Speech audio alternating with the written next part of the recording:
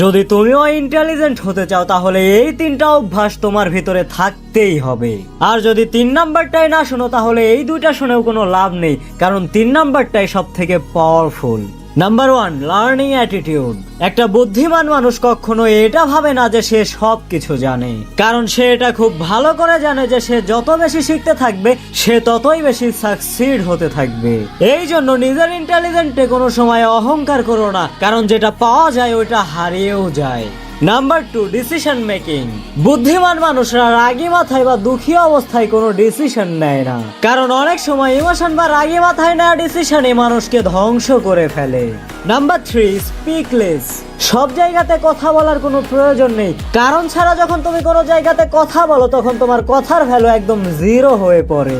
আর যখন তুমি কম কথা বলো তখন মানুষ তোমার কথা শুনে তোমার কথা বোঝার চেষ্টা করে, আর তখন গিয়েই তোমার কথাগুলো একটা ইম্প্যাক্ট ক্রিয়েট করে।